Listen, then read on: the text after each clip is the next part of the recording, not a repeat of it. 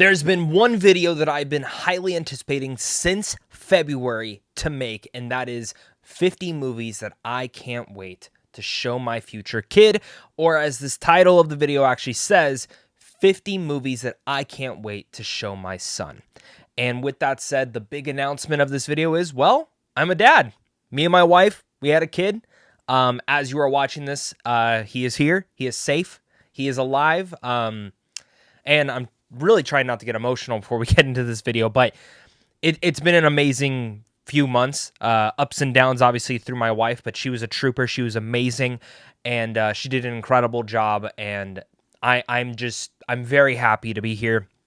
But these 50 movies are films that I can't wait to show him throughout the span of his life. But this is a list that, movies are a big piece of my life, and the fact that now throughout my entire relationship with my wife, I've been able to show her so many movies.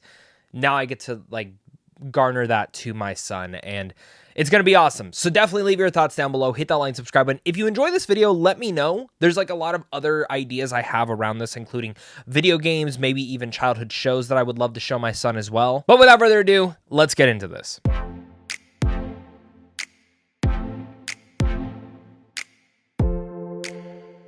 To run through these honorable mentions real fast, we have number 55, The Shawshank Redemption, one of the best films of all time.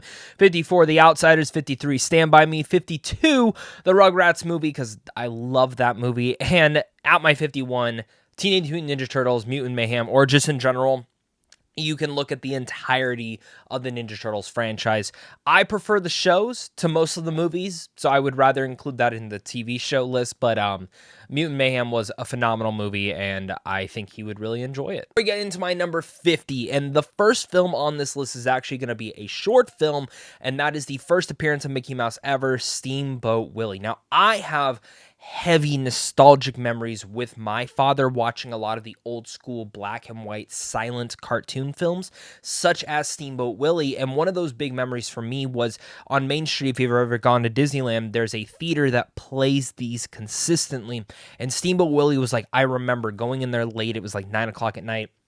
It was cold, and my dad just wanted to escape from the crowds, basically, and he took us in there, and I remember vividly watching Steamboat Willie for the very first time, and it's one of those short films that I love going back to every so often, and also, a lot of those old-school Mickey Mouse cartoons and Oswald the Lucky Rabbit and Donald Duck and Goofy and whatever you may say, a lot of those films, anytime I just need to put something on in the background, that is one of the few things that I always have playing on the TV. And Steamboat Willie is one of those things that I can't wait to show my kid. Number 49 is The Sandlot. This is a tried and true classic when it comes down to sports films, coming of age films, and everything of that nature. And it's one of those films that I grew up with throughout a lot of my childhood. Even though the dog used to scare me back in the day, this is again one of those films that I do feel that a part of any sort of childhood, The Sandlot should be a piece of that. And I feel like I need to show this film to my son to let him know that, yes, this is how it used to be back in the day. A bunch of your friends around the neighborhood used to get it together and get into trouble and, of course, play some baseball, but that's not a thing anymore. But I would hope that maybe this would inspire him and his generation to maybe continue that tradition. I think I should mention this, almost every film on this list isn't really in a sorted order. I just kind of started laying out 50 films that I needed. The number one film on this list is the one that I'm most excited for, just to put a perspective to that. But now at my number 48 is Finding Nemo. It was very hard to go through a lot of the Pixar films and a lot of the Disney films and select certain ones, but I really just went with the ones that attached to me the most, or ones that I feel like he and kids of this next generation are really going to want to have a part of their life. And the Finding Nemo film is one of those movies that I remember watching vividly as a kid and being scared of the opening, and even being scared of a couple different scenarios, whether it's with the sharks, the jellyfish, or even that one fish with the light. But it's one of those films that taught me to get over those fears. And it also is such a big, grand adventure. And I feel like grand adventures like this back in the day weren't really pushed through into such a simplistic manner in kid films. And I think Finding Nemo is still one of those perfect movies that I think it does so much for a kid to understand, and for instance, for them to get over certain hurdles. And absolutely this is going to have to be one of those. Number 47, I had to include this, but that is Beauty and the Beast. Now, this is one of my wife's favorite movies of all time. It's also one of my favorite Disney movies of all time. It's my favorite princess film from Disney, and I think Beauty and the Beast is just a tried and true fairy tale classic. Now, is this one of the typical films that you would show a boy? No, not per se, but I think it is one of those special and magical movies that do elevate and showcase a different side of Disney that I think is needed to see, and I think Beauty and the Beast is the best telling of all the princess films overall. Get into my number 46, and this one is another just general overview like I mentioned with the Ninja Turtles, but my number 46 is Dragon Ball Super Broly. Now, I love this. I think this is the best Dragon Ball movie. It just brought my love back for Dragon Ball. And I say this as someone who's not watched all of Super, but has watched all of Dragon Ball, all of Dragon Ball Z, all of Dragon Ball Kai. And I love Dragon Ball itself. So that, again, would probably be one of those TV shows. But when it comes down to the pure movies, I always found that Broly was the one anime movie that comes from a TV show that just puts it into that other trajectory that just excels and makes you understand certain things about why anime is awesome. And Broly, for me, has all of the amazing animation, fight sequences, but also that charismatic love for characters and development on a superficial level of Broly and Goku and certain other avenues that I just feel like as a good introduction to Dragon Ball for some people, while kids may not understand all the different backgrounds, and my kid's not going to really give a shit for that, Broly is definitely one of those that I'm excited to share. Speaking about films that I'm very excited to share, at my number 45, Treasure Planet. This is, for me, one of the best Disney animated films of all time. It is one of the films that I went to back as a kid thousands of times. And today, when I found out later on in my life that this film bombed, a lot of people just didn't like it, it still blows my mind to this date. I think Treasure Planet is one of the most underrated movies ever made, one of the most underrated movies to sail into theaters. And for me, the sci-fi nature of Treasure Planet mixed with the swashbuckling nature of the Pirates series is just something that instantly combines into such a perfect movie. Into my number 44, and the first film, well, I don't know if this will be the first film, but it will be one of the first films that I definitely want to introduce him in terms of anime. It will be Spirited Away, which is one of my personal favorite movies of all time. The reason that I say I don't know if this will be the first one is because, you know, Hayao Miyazaki makes some messed up movies, and Spirited Away, for the most part, is a little bit creepy. I don't think I saw this movie until I was about 7 or 8, and I just caught it like on a whim on Cartoon Network or Toonami of all sorts, and I loved it. It's been one of those films that just stuck into the back of my head, all the different mythical creatures, the mythology, the characters, her parents turning into pigs. Like, it felt gross and grotesque, but weird and different than anything I had watched in terms of animation at that time. And Spirited Away, again, is one of those films that I think every single kid should go through and watch. And these are the type of movies that, again, I think push us out of that trajectory to understand different nuances and different understandings of specific characters, and I think Spirited Away is right then and there. Get into my number 43, and this is a film that I hope I get to show him as the same experience that I got for it, because we still have a drive-in theater near us that do play old movies, and that is Spider-Man, the original Tobey Maguire Spider-Man film. The first time I ever watched that was at a drive-in with my parents, and I vividly remember that one as well. These are little core memories for me that if you think of Inside Out, those like little bubbles, that is one of those for me that I just vividly always had a passion for, and I would love to be able to, the first time he gets to see this film would be at a drive-in. I will always be looking for that now, or just a unique experience in itself to frame that, because I think the first time you ever get to see Spider-Man in live action is such a cool, telling thing. And again, going to that creepy, scary stuff, Green Goblin, Willem Dafoe was scary. I didn't like rewatching the first Spider-Man film as a kid because he scared the ever-living shit out of me. And to this date, when it comes down to all the Spider-Man movies, this is the one that if I were to only be able to show, and it's not my favorite one, it's not my favorite Spider-Man movie, but if I were to only show him one live-action Spider-Man, this would be the one that I would start it out with. I'll call it nostalgia for whatever it is. I want him to grow up on that nature. And then we get into my number 42, and that is Man of Steel. Now, I know a lot of people do not like Man of Steel. I get it. I personally don't get it, but to your own.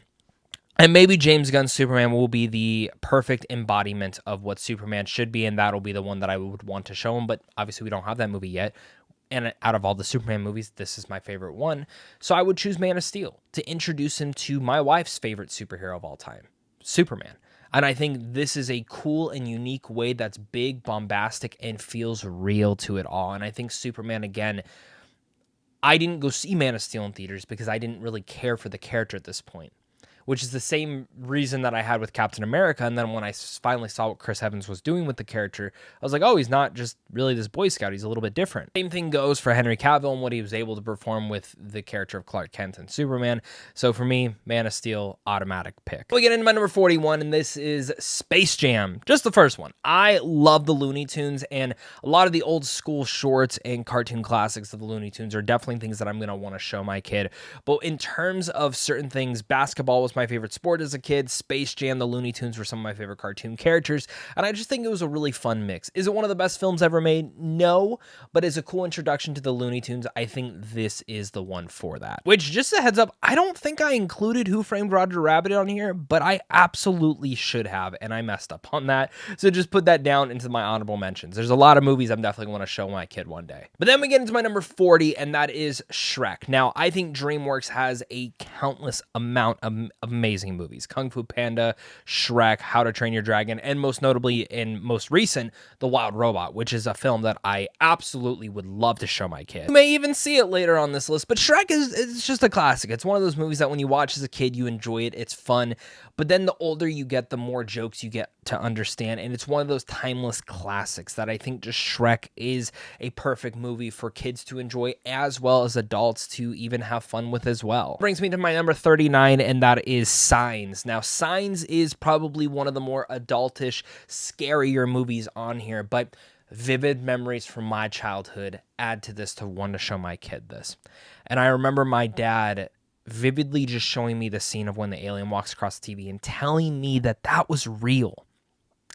And it scared the ever-living shit out of me. I used to tell people that aliens were real, aliens were real. Now, I don't think I'm going to do that to my kid. I think that's too cruel of a prank, but Signs for me is one of those films that, again, just intrigued me with aliens, but also kept it at such a grounded level that even though I've come to understand more and more of the film as I've gotten older, as a kid, it is one of the most horrifying things that I think anyone could ever watch. Number 38 is the Pirates of the Caribbean trilogy, but most notably the first film, because I love the ride at Disneyland, but coming into terms of this, and then when I got to see it in theaters and what they were able to accomplish with the lore, with the characters, with the performances, all that across the board brought pirates into live action, and not just in terms of the Disney ride, but in terms of the pirate theme. You see pirates on TV, and it was such a cliche way. But I felt that the Pirates of the Caribbean franchise, what Gore Verbinski did was bring them to live action in such a cool and, again, swashbuckling way, no pun intended, that made pirates cool again. And I would love to be able to introduce this to my kid. My number 37, the number one way to introduce this kid to the Pokemon franchise is the first Pokemon movie. Now, I think the first three are like stellar and perfection. A lot of them are my childhood. I love those. And it's going to be cool because I'm going to want to show him the original season as well. But to get him into this, all the colorful characters, all the cool, unique characters, I think the first Pokemon movie brings a lot of emotion, brings you a lot of avenues to that all. And if I'm going to show one introduction thing to this to get my kid into Pokemon, it'll be that. Then we'll get into the show. Then he'll get into the games. It's all a mix of it all. Plus even the Pokemon cards, because why not? We get into my number 36, and that is The Lion King. Now, The Lion King will probably be a lot higher for a lot of other people on here. Again, this is not really in any general list. I don't have any vivid memories with The Lion King, though. More with the show, to be honest with you, but I still love The Lion King. It is one of those true tried classics that has that Shakespearean tale to it, and really is one of the first introductions to Shakespeare, I think, to most kids, so it has to be on here. It's just one of those. My number 35 is Kubo and the Two Strings. Now, when it comes down to like stop motion animation, this and one other film on this list is the perfection of stop motion animation. And the other one's a little bit more simple, but I think this is the one that needs to be included on here because Kubo like changed the game for me. And it's one of those films that I've only seen twice, but I don't ever want to watch it again because I'm just like worried that that same feeling I had watching it in the theaters will not be the same as watching it at home. I'm sure I'm wrong, but Kubo is just a masterpiece, and it's easily Laika's best film. Number 34, Jingle All the Way. This is my Christmas classic. This is the number one film every Christmas season that I have to watch. My dad grew me up on this movie. We love Turbo Man. Arnold is a blast. Obviously, the days of the toys and chasing down the toys has gone past, but it's definitely Three Stooges humor that is absolutely fun. Very unrealistic, but a total blast on Christmas time. Get into my number 33, and that is Scooby-Doo Cyber Chase. Now, Cyber Chase, like, Scooby-Doo is, again, one of those classics that you want to introduce to your kids. You want them to understand who Scooby-Doo is, and when I was going through all the movies, I think a lot of people will pick Escape from Zombie Island. And I almost went with that one, but Cyber Chase was the one for me because it mixed like the video game element of how much I love video games, as well as Scooby-Doo, and I love the Electricity Doo. I think he was such a unique and cool villain. There's so many different Scooby-Doo movies I could have picked, but if I were to introduce him to one, I would like to show him this. But if I were to only introduce him into one Scooby-Doo movie, it'd be this one. I get into my number 32, and that is The Incredibles. Now, The Incredibles is an incredible movie. It's one of my favorite Pixar movies. I think it's one of the most rewatchable Pixar movies and one of the just most rewatchable movies of all time. But I like how this film is definitely, on the kids' side, it's entertaining, it's fun because they have powers, it's this unique world. But on the outer surface, again, like Shrek, as you grow up, you start to learn that this film is definitely made more for adults. And it just seems like a perfect mix of it all. Number 31, and this is the one that I'm probably the most excited about, except my number one, and that is Inside Out. Now, Inside Out 1 and 2, I think, are the perfect mix and this generation's version of Toy Story. And the thing that I love about Inside Out is the fact that this generation now gets their own version of it to understand certain feelings that they are going through, where Toy Story for me was that. And Inside Out, the fact that I can show my kid both the films and it can maybe help him understand certain feelings that he's having, whether it's to a very simple degree or to a very deeper meaning. I think Inside Out is one of those important movies that I just can't wait to show him and have him embrace. At my number 30, we got How the Grinch Stole Christmas, and the live action one with Jim Carrey, because it's wild, it's kooky, it's insane, and it's one of her favorite Christmas movies. So if I were going to include one of mine, The Grinch would also have to be in here as well. In my number 2019, this is Ghostbusters. Now, I don't have a great deep affinity and love for Ghostbusters where I watch it every single year, but I do love the movie, and I loved Afterlife, and if I were to choose any of them, the original Ghostbusters is where you go back to it. And again, I feel like mixing a little bit of horror in a childhood's life really adds to a different effect to where horror is a big piece of it. My dad did that a lot with me with a lot of the Universal classic monster movies, such as Creature from the Black Lagoon, which is another film I would love to show him one day.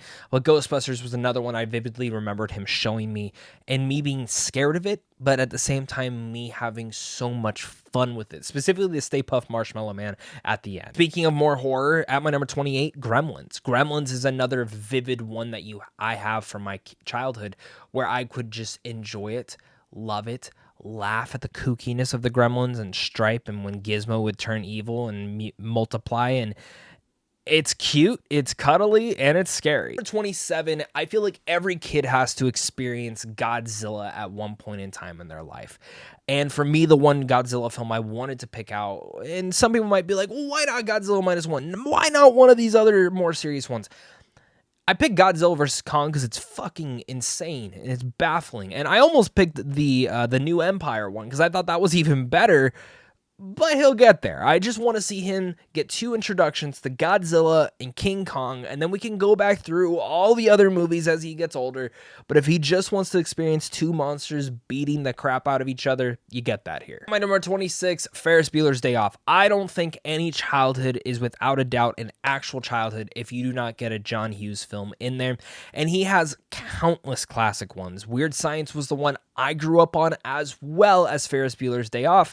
So Ferris Bueller's Day Off is the one that I'm going to choose here because I still think it is his best movie and the one that I just always latch on and go back to the most. Number 25, we need an introduction to Batman, and I think the perfect way for a kid to be introduced to Batman is not just the animated series, it's the Mask of the Phantasm. Now, this is not my favorite Batman movie, but in terms of introducing a kid to this world, I think Mask of the Phantasm is one of the best ways to do it. And then you get that intrigue to go back and watch the animated series once he's intrigued and hooked into it, and you synced him in, and then once he loves that, you dive into Batman Beyond, which is the Batman that I grew up with. And I remember Mask of the Phantasm liking it as a kid, but appreciating it more and more and more on rewatches. But it really did hook me. This was the way that I went back. I watched Batman Beyond first. I was like, this is really cool. And then I saw Mask of the Phantasm.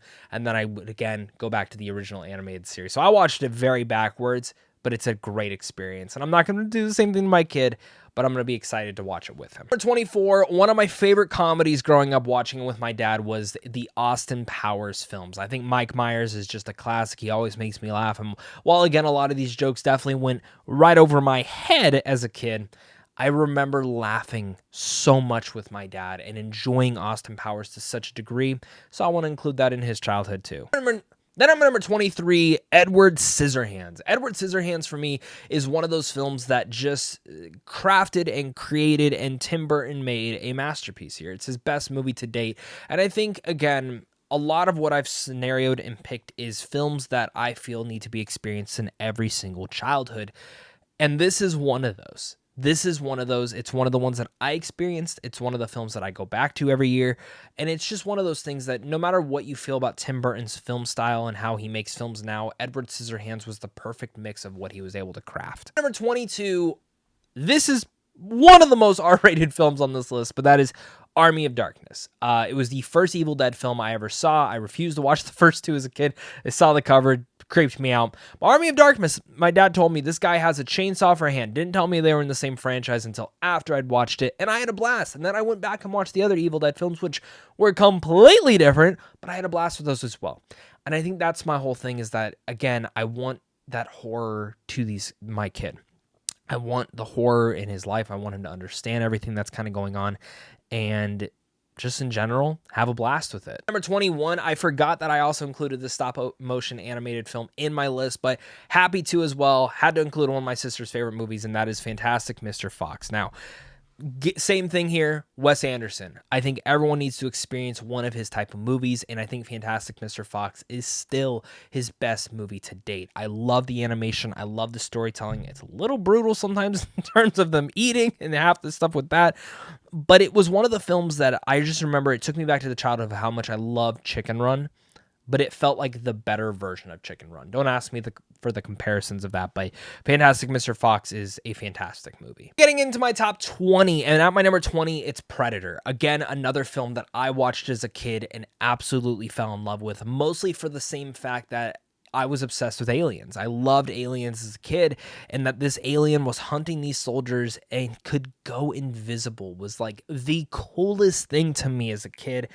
And it still is one of the coolest things to me nowadays. I love the Predator franchise, and I'm happy to be able to introduce my kid to it as well. And Alien fans, an Alien film movie is not on this list, but when he is older, I will show him Alien because I think that's more of a film you need to appreciate when you're a little bit older and can understand certain things. Now we're at my number 19, and that is Nightmare Before Christmas. This is an all-timer. My favorite Christmas movie, well, besides Jingle All the Way. It's just that perfect mix. You can do whatever you need to. And again, stop motion animation, I think this is the one that really blew my mind at what I was watching.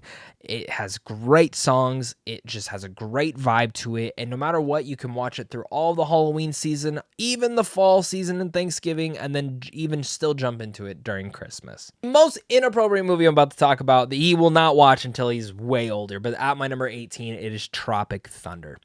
I watched this film with my dad countless times. Again, I was a lot older when I had watched Tropic Thunder, but this film points out a couple different things for me. It shows an era of time where films like this just cannot be made anymore in terms of jokes, but it also shows me an era of time where it shows films being made behind the scenes in the most unrealistic, craziest way, But films like that, I just don't think we get enough of nowadays, and I would love for my son to be able to see a behind-the-scenes perspective of how films are made. Again, there's a bunch of other films I probably could have also picked for this, but I think there's two different avenues for this, and I personally think it would be unique to show. Jumping into my number 17, speaking of aliens again, District 9 was one of my most anticipated films as a kid. Begged my dad to take me out of school to take me to the theaters to see it when it came out, and he actually did. I didn't expect that. Like, my dad would usually take me on the weekends if I need to, or my grandmother would, but he actually took me out of school to see District 9, and it blew my mind. I loved District 9. It still holds up to today. On the surface level, I can enjoy it because of the aliens and just kind of have this big goofy grin on my face, but as I get older, I can say, oh, this is what Neil Blomkamp's doing with this story. Fantastic film. We get into my number 16, and that is Inception. Now, this is not my favorite Christopher Nolan movie. Interstellar personally is, and I can't wait to show him that as well. But Inception for me is the film that kind of changed my perspective on what films could be. I think it's one of those films that can really reach out and make you study certain things, even such as Pulp Fiction, which I just realized is another film that is not on this list and should be. But Inception is a magical film that changes the trajectory of all things, but it's also a heist film at the end of the day.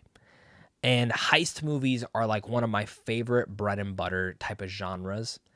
And if I were to show my son one heist film, it would be this. My number 15, this is Terminator 2, another one I grew up with my dad. I watched the first and second one with him and absolutely loved them. We went and saw Dark Fate a couple years back, loved it as well. It's just, again, in terms of like what Predator did for me with a cool alien, this was a badass robot that was just unstoppable. And the first movie, while he's scary, the second movie makes you scared of this new one, but like feel protected because you got Arnold there.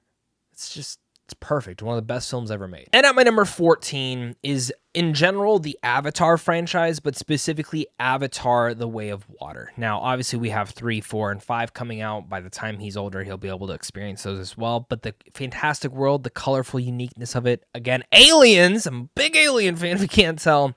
This is just, again, one of those things that I am so excited to show him. And just as a kid, he'll be able to like just experience and love the visuals. As he gets older, I think he'll have a nostalgic feeling for it, and I want him to love it because I love the Avatar franchise. Number 13, this just goes mostly for like the first few Transformers movies ever made, but since Transformers 1 is most recent, I did want to include that on this list, and I think it's the best Transformers movie ever. Now, don't get me wrong, I think going from this and then going and watching the first original live action one will probably be like such an amazing experience for him because he'll be flipping out on all the live action stuff. But Transformers 1 has a phenomenal story. It greatly introduces the Transformers in such a phenomenal way, and showing their planet off, I think, is such a cool thing that, again, as I was watching Transformers 1, I was like, this is going to be my son's generation of Transformers. Well, hopefully. Probably not because the film bombed, but it deserves a sequel. Please go support Transformers 1. And my number 12. My number 12 is Avengers Endgame. Now, to get there, you got to watch the entire Infinity Saga, which is something that I cannot wait to do. I'm excited to show him comics and read to him and show him certain things in those comic books that I grew up with and really liked, even though I didn't understand a lot of the stuff going on. But watching Marvel movies always brings me like back to my childhood of where I would like maybe be at a doctor's office and they would have a random comic there and I could pick it up and read it. And Avengers Endgame, like that definitive ending like of that entire Infinity Saga through the ups and the downs of the entire MCU, that will be one thing to get from a kid's perspective, to see my kid grow up with that and to see what the MCU does going forward after Secret Wars, I think will be amazing to see. But to get his emotion, to get his reactions to Endgame, I think will be unlike anything else I could ever experience. We get into my number 11, and I've said this before that if this film came out at my childhood, it probably would be my favorite film of all time, and that is Spider-Man Across the Spider-Verse and Spider-Man Into the Spider-Verse. I think these are the best comic book movies ever made. I think they're some of the best animated films I've ever made, and they're one of my favorite movies of all time. Whether it's the colors, the animation, the uniqueness, all of that stuff holds it above everything else.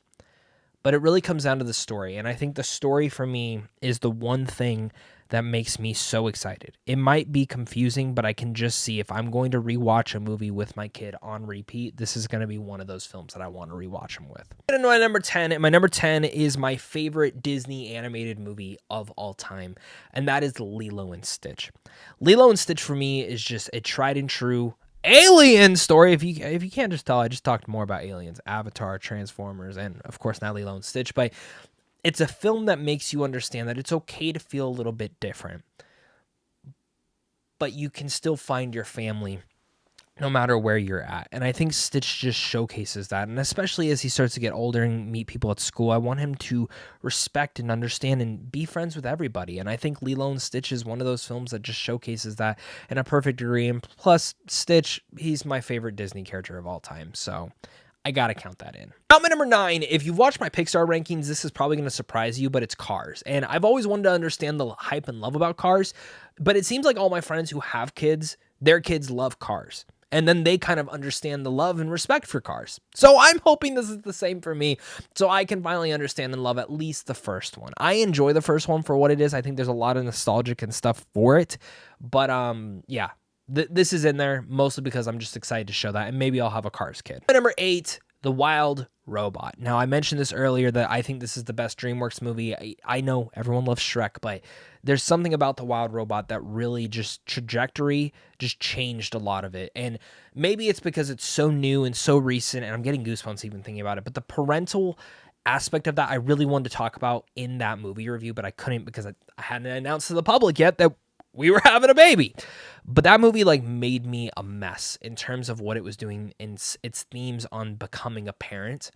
And I think The Wild Robot, I just have to mention, I think is one of those best avenues for it. Speaking about robots, at my number 7, The Iron Giant. Another film that as a kid I grew up with, I loved. I thought it was phenomenal. It felt so different than any other animated movie I was watching back then as a kid, because a lot of it was Pixar, a lot of it was anime, a lot of it was, of course, the Disney animated films and DreamWorks, but nothing was like The Iron Giant yet. And it was just so unique. And I think now, even though that film bombed and failed, The Iron Giant is a significant piece of pop culture that every kid should experience. Another thing that kids should experience is at my number 6, Harry Potter. The entire franchise. I don't care about the Fantastic Beasts films, but that initial movie franchise is so perfect. And I hope that I don't know when this new show's coming out. I'm sure it'll come out by the time he's able to watch these, but I'm going to show him the movies first. I'm going to want him to get into the books and then form his own opinion if he likes the TV show too. I'll probably end up watching the TV show with him. But for me,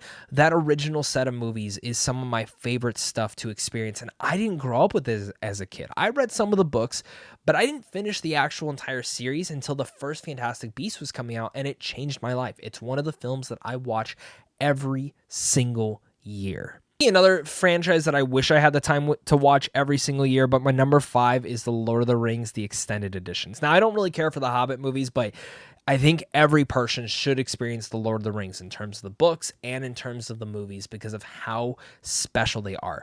Everyone deserves to have a fantasy film in their life, and Harry Potter does scratch that itch, but Lord of the Rings is like that next level. And even though a lot of kids may not understand everything going on, it can be a franchise that can be like, wow, this is really cool. And as they get older, they can really form some more memories with it. Then I'm at number 4, The Matrix. Again, another film you probably won't see until he's a little bit older, but The Matrix for me is one of those experiences in terms of sci-fi that blew my mind when my dad showed me when as a younger kid.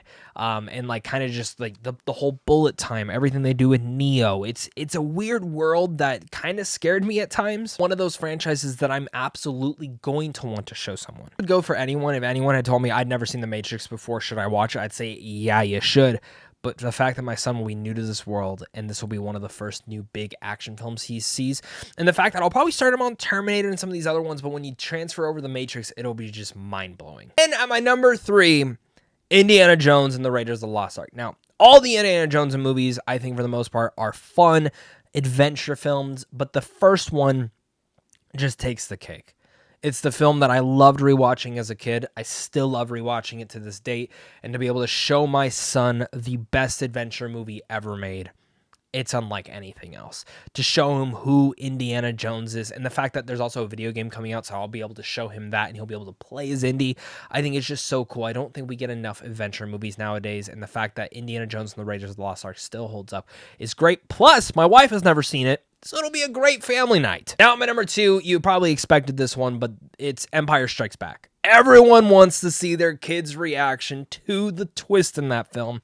And in general, I just want my kid to love Star Wars. Now, I don't know if I'm going to put his name in this. I don't think I am, but there is a Star Wars reference in his full name, and he has to like it. He has to like Star Wars. I mean, come on. So I would love to show him the original trilogy, go to the prequels, go to the newer stuff, even show him a lot of the animated stuff as well, the TV shows like Mandalorian, because in the end of the day, I think Star Wars is for kids. And I still love watching Star Wars. I think it is my second favorite franchise of all time because my number 1 is my number 1. But Empire Strikes Back, that's the one, man. Number 1, it should be the most obvious one. I've even kind of mentioned it throughout this review, and anyone who's not new to this channel should have already known this, and people who are new to this channel, maybe you didn't, but my number 1 is Toy Story. It's my favorite franchise of all time. It's my favorite movie of all time. It's my favorite anything in terms of pop culture. Right here next to me, I have a whole Toy Story display case of all my original toys and some of the newer ones. But Toy Story for me is the franchise that didn't just make me love movies. It made me feel seen. It made me feel understood. It makes that creative nature as a kid kind of kick in, that oh, my toys could be alive. And I think it makes you care for more things too, even if it's an inanimate object, which some people might not like, that their kids will be like, well, I don't want to throw away this toy because it could be real. But the fact that you can care for certain things like that. But I think the most important thing about the Toy Story films is now that we're going to have 4 films, we're going to have 5 eventually. And I hope 5 is great. I'm very nervous for it, but I like the concept so far. Those first 4 films, I think each one focuses in on something so special and a theme that is absolutely needed for a child and a person to develop. And I've said this, that Toy Stories hit me at my perfect pieces of my life at different times and places that I just felt so retrospected on. And it's so awesome to see Toy Story finally, I get to show this to my kid. And I felt the same way when I got to show my wife Toy Story 3, which she had not seen until we got together, and Toy Story 4. And I get excited for that, and it's now a very exciting thing that I will be able to transfer my love of one of the greatest things of my entire life and my entire childhood to now my son. And I've kept a lot of my toys for this specific reason, for this one day to be able to play with my kid. So Toy Story is my number 1, and those are the 50 movies that I can't wait to show my kid. Of course, there's a countless ton of movies that I probably missed out on, and there's some that you guys are probably like, why is this not included? But these are the 50 ones that spoke the most to me, and thank you guys again so much for all the support. There's still going to be a lot of videos coming up.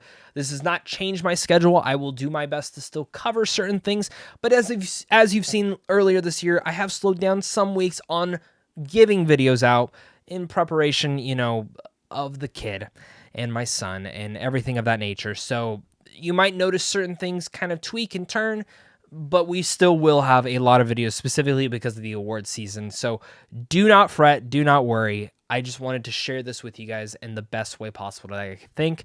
And it's showing you guys the 50 movies it's talking about the 50 movies that I can't wait to show my son. So thank you so much again for watching. Leave your thoughts down below. And of course, until next time, stay classy.